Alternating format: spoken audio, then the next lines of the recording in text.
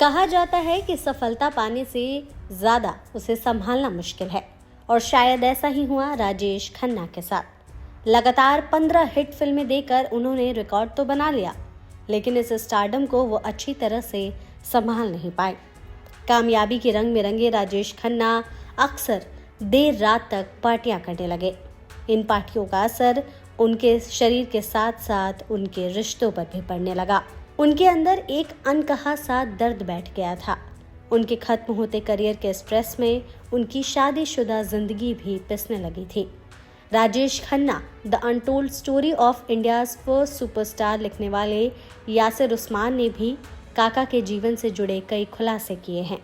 यासिर ने डिंपल और राजेश खन्ना के रिश्ते पर भी फोकस किया है। यासिर उस्मान ने राजेश खन्ना की जीवनी में लिखा था कि राजेश खन्ना के अंदर जल रही नाकामी की आग हर शाम शराब और ज्यादा भड़का देती थी। बात साल 1976 की है, जब इस साल की शुरुआत में राजेश खन्ना की फिल्म महाचोर बुरी तरह फ्लॉप हुई। जहां एक तरफ उनका और डिंपल का रिश्ता टूटता नजर आ रहा था, तो वहीं दूसरी तरफ काका करियर के ढलान पर थे, जिसके बाद राजेश खन्ना धीरे धीरे शराब के नशे में डूबते चले गए। शराब के नशे में भी राजेश नाकामी का गम नहीं मिटा पा रहे थे। इस नाकामयाबी के सफर के वक्त ऐसा वाकया हुआ जिससे डिंपल कपाड़िया बुरी तरह डर गई। एक रात हमेशा की तरह डिंपल और स्टाफ काका को छोड़कर सोने चले गए, लेकिन उस रात कुछ ऐसा हुआ जिसने डिंपल को बुरी तरह डरा दिया। अचानक राजेश खन्ना के जोर जोर से चीखने और रोने की आवाज आई। तभी डिंपल और स्टाफ भागते हुए टेरेस पर पहुंचा, जहां काका फूट फूट कर रो रहे थे। राजेश खन्ना जिंदगी से कितने उदास थे, इस बात का पता उस वक्त चला जब उन्होंने एक इंटरव्यू में कहा कि उनका दिल आत्महत्या करने का होता है। यासिर उस्मान के मुताबिक राजेश खन्ना खुदकुशी करना चाहते थे, क्योंकि वो नाकामी की वजह से पूरी तरह डिप्रेशन में जा चुके थे। जिस तरह अंजू महिंद्रू पहली गर्लफ्रेंड होने के बावजूद काका की कामयाबी नहीं संभाल पाई थी, उसी तरह डिंपल कपाड़िया काका की नाकामयाबी को नहीं संभाल सकी।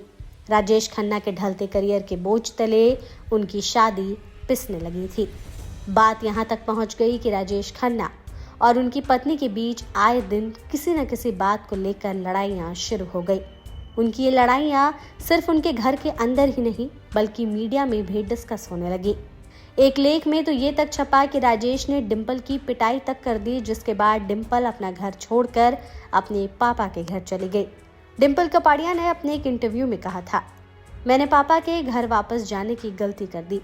मैंने जाते वक्त ये सोचा तक नहीं कि वो आखिरी जगह है जहाँ मुझे जाना चाहिए, खास तौर पर जब उस वक्त मेरे पास और काका के बीच बहुत ज़्यादा गलतफहमियां थी।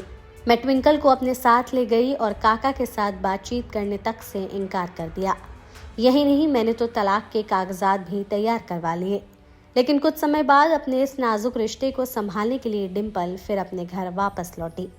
वहां आकर उन्हें पता चला कि अभी भी उनका रिश्ता वैसा ही है। इन दोनों के रिश्ते में जो सबसे बड़ी परेशानी रही, वो बातचीत की कमी थी। दरअसल राजेश खन्ना इस दर्द को अकेले ही झेलते रहे।